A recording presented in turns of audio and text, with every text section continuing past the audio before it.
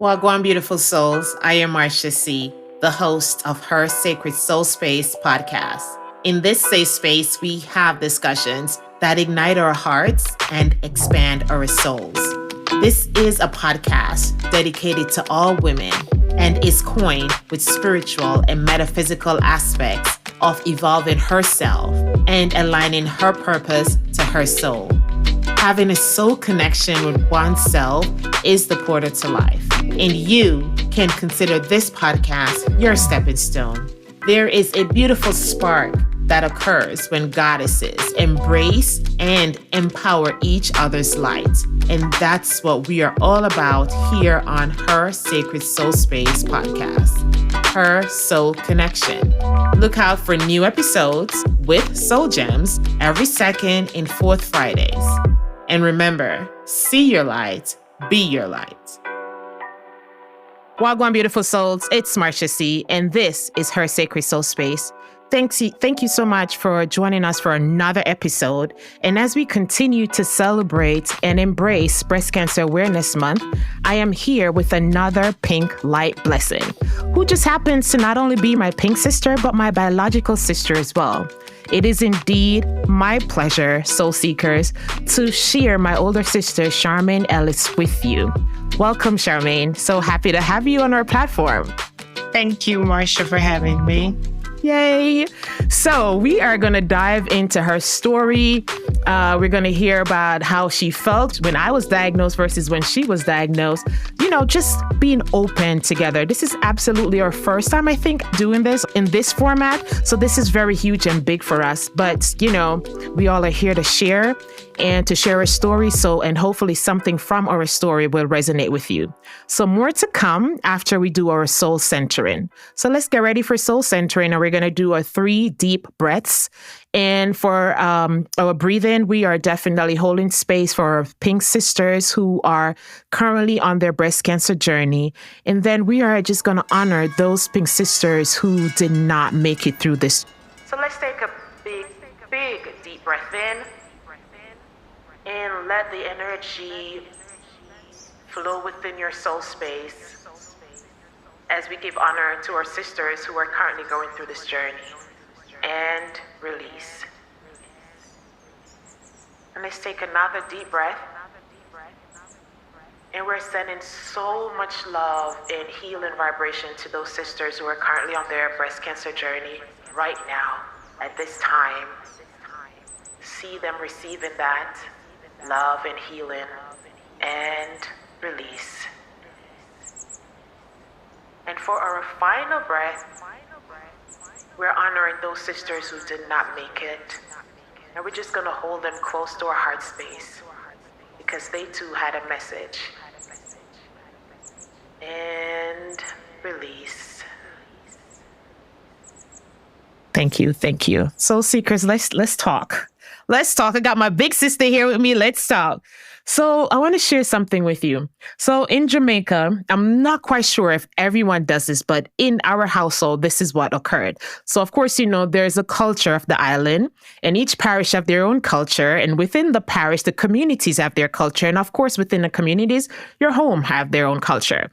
Well, we are from Portland, Jamaica, and specifically Buff Bay. And so within our household, we had to show respect. We had to show respect to our oldest sibling. And Charmaine is the oldest out of 4 girls.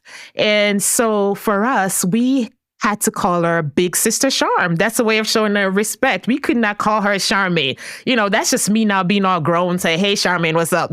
But back in the days when I was younger, we show honor by calling Charmaine, for her to see the fact that we honor her as her oldest sister, because she went beyond just being her older sister. At one point in her life, she was also a part of our resources. She aided my mom greatly in ensuring that we went to school. When she went away to Kingston to work and we were in Portland going to high school, she aided my mom greatly in sending us lunch monies, bus fares, to ensure that we also had an opportunity to have an experience like she did when she was going to high school. And that is something that I have always respected you for, Charmaine. And I just want you to know how much I value you as a big sister, and beyond that, as a friend. I've seen you grow so much, even though you're my oldest sister. I've seen you grow and expand in such a beautiful way. And I see how God have molded you and shaped you even after breast cancer. So it is indeed my delight for us to talk about it, for us to share our experiences together, and stories and even feelings that I may have had that you weren't aware of, or you may have had that I wasn't aware of. So let's go. February 2018, I was diagnosed with early stage breast cancer, DCIS. And 6 months later, my older sister, Charmaine, was diagnosed. Charmaine, share with us, what stage were you diagnosed? To answer your question, when I was diagnosed, it wasn't staged. It was basically 0, as the doctor had said, because I wasn't having any symptoms or anything. I just went to do my annual mammogram. And there was something that didn't look right.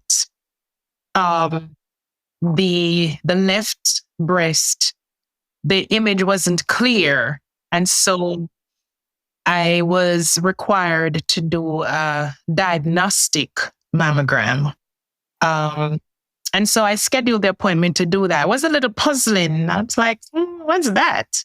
However, I went, did the diagnostic mammogram, and the radiologist called me after the films were out, and he said, what he's seeing could go either way, 50-50, but he wanted to be sure.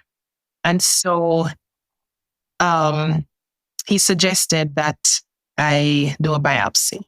Knowing that you had just gone through yours, and I'm like, what is this? However, I went, did it, and it was so difficult. Something that should have taken maybe 10 minutes was 20 minutes. I was there on the table. Now, mind you, my boobs are small, and it wasn't like something was concentrated somewhere in one particular area. And so to get one point to do the biopsy was kind of difficult. So it kept shifting. But eventually they did, and it came back. She said to me, everything looks normal. You don't look like this is anything, I imagine, compared to others that they had seen and tested. However, 3 days later came the sad news. Yes, it was positive. 3 days later. So share with us in your own words, because initially when you had to go in to do the biopsy, you felt scared, not knowing what is going to transpire, what's going to be the results. And now that you're on the phone rings, the doctor is on the other line, and they're saying, hey, it came back and is indeed positive for breast cancer. Were you still experiencing fear at that time, or did it surpass fear to something else, you would think, when you officially heard the words, you have breast cancer? I think it may have escalated to something else. I was numb. I know this can't be right. I started digging into books, researching on top of what I had been doing for you. I started going back, questioning a lot of things. Where did I go wrong? What did I do? How did this happen? I just couldn't believe it. And that is indeed a normal reaction, because now something's about to change in her life, not knowing how to go forth or go forward. Because I know when I was diagnosed, you were very resourceful with me. I too was numb. I too didn't know how to feel. And so I became even more quiet. And even though I had people around me, I still felt as if I was alone, not because I wasn't appreciative of the individuals and my family, you guys around. It's more of I needed to hear for myself, what does this mean? Especially because after testing that were done, indicated that this was not a genetically driven, which means it had to be surfaced from something else. No, now that you've known that based on my experience, and you've known that this was not genetically driven, and then you hear that you have breast cancer, or that to make you feel. Did you say to yourself, Father, what is? What I do? Like, honestly. Definitely, I did, and it's something that for a brief moment there was no, I'm not accepting this. Then again, hey, wake up, Charmaine. And with all of that, I ended up trying to get second opinion. And of course, if you know all these doctors, they work together.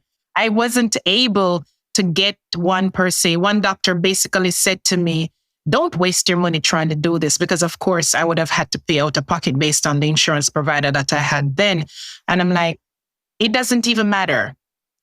I was willing to pay it. I just wanted to have a second opinion. But a second opinion could not be done straight off the bat by itself. They had to pull from other medical records. And to me, in my head, that doesn't make sense. That's not what I really wanted. The doctor said, don't waste your money. Take your money and go on a trip somewhere. Enjoy your life. Have fun. Oh, I was the one that's being put in this corner of being diagnosed with breast cancer. You're telling me is it that I'm supposed to ignore it or what? Why don't you ask your doctor to do an MRI? And I agreed to that. And the doctor was very open and he agreed to do the MRI. After doing the MRI, that gave me a little bit of peace in knowing that it was just concentrated in that one area. I realized, okay, God, you got to come through for me. And I started kind of praying. No, I was getting all kind of noises. No, granted, we had the same diagnosis, Marcia, but you had gotten signs. You were getting some kind of indication that led you to seek medical attention. Mine was the opposite. I wasn't getting anything. But yeah, it was the same diagnosis. Even that I questioned too. So you do know they diagnosed me with stage 1. So I guess I'm not quite sure if there's even a difference between the 0 and the 1, but I know that mine was in the milk duct, and that's one of the reasons why I had signs, because it was in the milk duct, so it started leaking for me to realize something was off. You were getting a lot of noises, meaning noises from your own self, or outside noises. What can you expound on that? Yes, I had different people who have also been on this journey. Some were saying, no, mind you, the diagnosis may have been different, but breast cancer nonetheless. I need to go through this and accept and understand and move for me in my own time. So I'm thinking about this, just think about us and think, we're going back to the fact that this was not genetically driven. And then now we're both in this position where we both have the same experience. And I want to say something, Soul Seekers. My mom has 4 girls, and Charm and I have similar personality out of the four of us. And the other 2 are somewhat similar. And so it also puzzled me when I say to God, why is it you allow me and Charmaine to go through this journey? I wonder if it's had something to do with us individually, meaning you and I, and where we were in life and how we saw ourselves versus how we wanted others to see us. And we needed to go to a space where we were able to see us instead of wanting others to see us. Do you understand? Because thinking about this, not genetically driven, we know we were givers. We were taught to be people pleasers, and we never really gotten back. And I'm just saying, based on my relationships, even friendships and intimate relationships, oftentimes I am more of the one that's given. Individuals are always calling, hey, Marsh, what do you think about such and such? Oh, I had this dream and blah, blah, blah, or whatever it is. I'm always pouring out, and I have no problem in standing in the gap. But at the same time, I didn't feel as if I receive that holistically, especially when it comes from a partner. And when I thought about my current status that led up to my diagnosis, I am a firm believer that stress played a huge role, stress that I was getting from my marriage or, my relations, that played a huge role in my being diagnosed, because I wasn't processing it. I wasn't releasing it. It was all locked within me. Do you kind of feel the same way? Exactly. The exact same thing. Let me know your thoughts on this, Charm. Because when I look back at our situation, when I look back at the fact that 6 months after my surgeries, multiple surgeries, that you were diagnosed, And after testing and everything, it came back that it's not genetically driven. The only thing that came to mind for me was just stress. And I started looking at my life. I started looking at my relationships that I've had with friends, with my partner. I started looking at how am I serving myself versus how I'm serving others. I realized I'm more of the individual to give so much that I will give from myself without anything left for me to survive on. And then within me, I'm still clogged. I feel like I was just a bulldozer or a block within me that I didn't know how to break it up. And so because of that, I became overwhelmed. I became stressed. I became someone who was definitely in a low vibration. And I was wondering, do you feel that based on our similarities in personalities compared to our other sisters, that you feel as if this was kind of like the path to that led you to be diagnosed with breast cancer? Oh, yes. Oh, yeah. It's definitely a wake-up call. Emotional stress. When I sit and think and look at things in retrospect, definitely that's where it's coming from. Emotional stress. How have breast cancer journey, you being there with me, you were coming to my appointments with me because you had to take notes for me because I was present physically, but not present at all. My body was there, but my mind was somewhere else. And how do you think that journey, you see me go through this as well as you going through it, how do you think it has changed your perspective on life and how you see yourself? It's time to take a pause and do something different. Stop and do an evaluation, a reevaluation, so to speak. It's so funny that, yes, when I was taking notes for you and being there with you, I didn't realize I was taking notes for me too. Funny enough, I remember as if it were yesterday, I was at church and yes, it was October, breast cancer month. One of the ladies at church was, doing the acknowledgement and asking for special prayers. And the request went up for Charmaine's sister. The person didn't know your name. They just know one of my sisters was diagnosed with breast cancer, not knowing that I was sitting there with a diagnosis. This was October. I was diagnosed in September. And I just sat there very straight, my arms folded, and I'm like, really, God? I never said a word. Well, I thank you. Thank you for holding space for me at that time. It's kind of like you knew this was Marsha's prayer, but my prayer is going to come too, Let them hold space for Marsha, stand in the gap for Marsh. And I know that eventually they're going to stand in the gap for me as well, meaning you as well, right?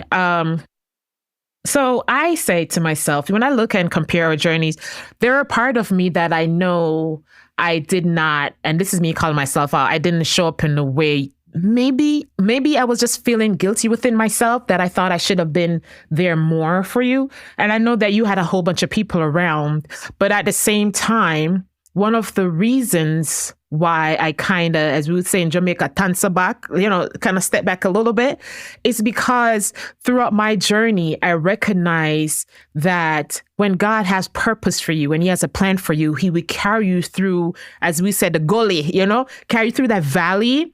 And when you're in that valley, you just think that there is no light at the end of the tunnel.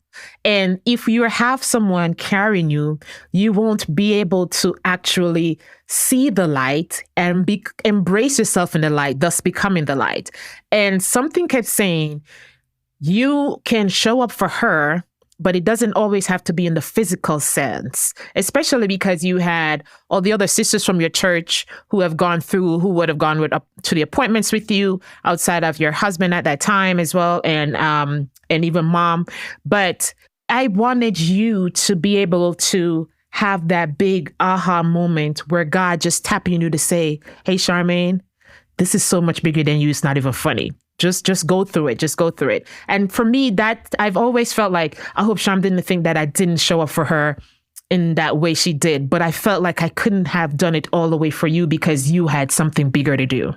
That's okay. That did not even cross my mind because you know what? And even though you felt that way, I'm not sure how much more you felt you needed to do because as far as I'm concerned, you were there. And I'm even remembering even with the day of the surgery and it was early and yeah, you were there. Now, here's the thing with that. Getting to the point of the surgery, after acceptance, after knowing that, okay, this is it, this is where I got to go. God had given me a certain amount of peace where I couldn't understand it. I couldn't explain it. But it's like, it wasn't an issue anymore. It's something that, okay, I know I had to do it. So here's what happened. I remember when I was being prepped and as I laid there on the bed, I was, okay, are we going to get through this? Come, let's get on with it. My veins are small and they couldn't find a vein. And of course, prior to surgery, you can't eat or drink after a certain number of hours. And so I was kind of dehydrated. They couldn't find the vein to stick me to put in the anesthesia. And they had to do an ultrasound to find a vein. First person that was doing it couldn't do it, and they had to call a doctor. The nurse couldn't do it, couldn't find it. And I was just there with them, sticking me and poking and pulling and poking. And when it eventually started and, they started to kind of engage you in a conversation until you're gone, there was no fear anymore. It was just one of those things that, okay, I got to go to the supermarket to put up yes, and it was done. And when I woke up, I'm like, oh, is it over? I felt the same way regarding when I was getting prepped. I realized now this is in your hands. There's nothing I can do. There's no need to worry about anything. It is in his hands. That has been one of my profound moment of understanding what does trust really mean. And I just wanted to highlight too for our pink sisters out there that for you, your journey took you to other parts, meaning after breast cancer and you've gone through your journey, firstly, you decided I did a double mastectomy. You just did the mastectomy on the breast that had the cancer. I did reconstruction. You decided I'm not doing reconstruction. Just to let you sisters out there know that, the choice is yours. Everybody is how you feel and what you're led to do. And I never really questioned, like, why wouldn't you do it? Why did you not do reconstruction? But that was just you. That was what you wanted. I actually started out to do the reconstruction, but for some reason, when they were supposed to put in the expander to close you up, it's like based on what the doctor has explained, it's like the cells weren't doing what they were supposed to do. And he didn't want to put in the expander and then I ended up with an infection. So he closed it up and then said in 3 months, I could come back to do the reconstruction. And I said, God, you probably didn't want me to do it. So I'm not even going to do that.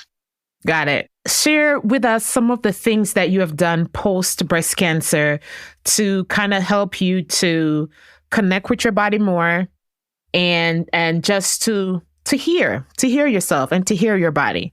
What are some of the things that you've done? I don't know if I'm going to be answering this question correctly, but when I took off the bandage of, a piece of bone, and yes, I hollered, I cried, and I'm like, oh God, why? Anyway, at 6 weeks, when I had to go back for the assessment after post-op appointment, and the doctor introduced me to prosthetic, and I'm like, huh, what? I didn't know they referred to it as prosthetic too. And he said, oh, it's just like a bra. And I'm like, okay. So I did the measurements and everything. And so after I did it and I got it and I realized what it was, and I'm like, okay, all right. So when I'm dressed and put on my clothes and I head out there, nobody knows. So again, that was kind of regaining a little bit of confidence for me. I wouldn't readily want to do some things that I normally would have done prior to surgery. But it took a minute for me to talk to myself in the mirror and to say, hey, you're good. You're good. You're okay. It's another opportunity. And this is not a downward spiral. It's a pause because I'm taking a different lane. You're seeing a new version of you. You're getting to understand you. I really believe it was a way of us connecting with our soul. It was like, when you crack the egg, that was the cracking of our soul to allow us to see us like how God sees us. And I also admire you when you started. Listen to me, Soul Seeker. She's like so much like a health nut. Okay, Charmaine knows how the juices. She's a straight vegan, and certain things she was like, Marcia, you need to stay on top of this and all that good stuff, and still being more than a big sister to me after breast cancer. And I so love that. But I admire you when you decided to go on your wellness journey, go into these lifestyle centers so you can embrace yourself, connect with your body, connect with the new version of your body, and learn so that you can come back and share with others. And for me, that's you being that light, living intentional through experience. Can you talk to us about why you chose to live intentional through experience after breast cancer? One of the things I have come to realize is that you can't keep doing the same things to get different results. This called for a pause, a reevaluation, and a change. And so I decided that trying to go plant-based was the next best thing for me. Now, there was a time when I went to my office, and this was before I was diagnosed, and I had a piece of fish, I had a small amount of rice and some vegetables. And I dare say the dish was quite attractive, And my office manager said to me, if you eat any healthier, I'm going to scream. There are two things I realize now on this journey, that no matter what you do in terms of diet, if you don't do these two things, it's still going to be a struggle. And it's one, exercise, and two, stress. Stress. So you said if we don't do the two things, they're going to be a struggle, which is one is exercise. But how do we do stress? We didn't mean eliminate stress? If I wasn't clear, that's what I meant. With the change, I chose to go to Wildwood Lifestyle Center in Georgia, on the border of Georgia and Tennessee, to kind of push start the change. And they teach you holistically, lifestyle change, and you get your program tailored for you based on what your needs are. And so that is where I learned about eating twice a day. And of course, for cancer patients, they recommend 80% raw, no more than twice a day, if at all possible, in terms of eating. And so the times may vary for individuals, but one of the things I try to follow is eating like a king, 7 a.m. in the morning, 1 o'clock in the afternoon like a queen, and of course, evening like a pauper, which means next to nothing or nothing. And that also constitutes intermittent fasting, which kind of helps your body to do what it needs to do.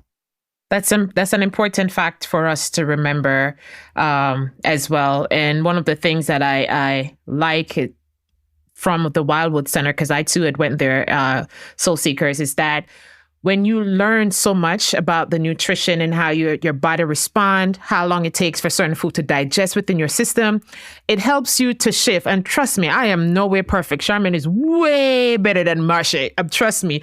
But at the same time, I try to do my best. I try to make sure I do my soursop leaf tea and all that good stuff. So I'm glad that you're sharing this so individuals can see that even after breast cancer, you probably go to a lifestyle center, you do some huge detoxification with the hydrotherapy. And I love that. As we're about to come to a close, if there's one thing that you could share or say to individuals that are currently going through this journey, what would that be? This diagnosis is not the end. It's a pause for you to wake up and pay attention to something that you probably are doing or not doing, and you have to make a change. But don't look at it like we were taught before, like the big C is a death sentence. It's not. And now technology has advanced and there are so many things, even from a natural perspective, that you can do. And just know that there are things that you have to do for you.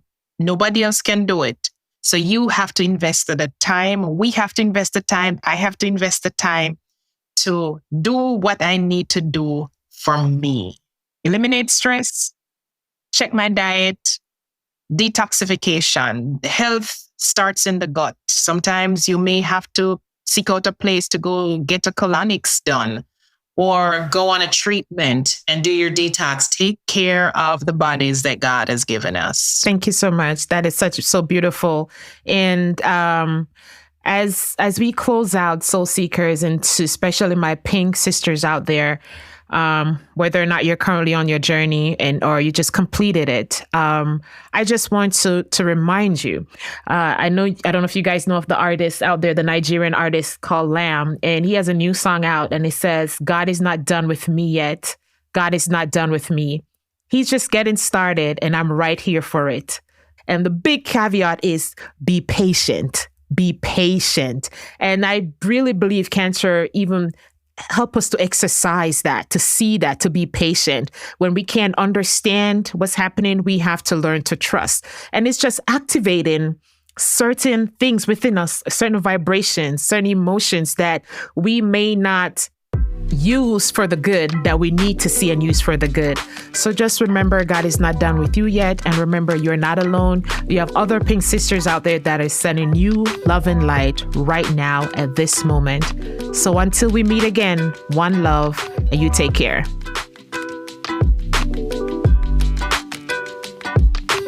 Thanks for listening. I hope you've enjoyed today's episode. I would be honored if you could share this episode with a friend, subscribe, rate, and review.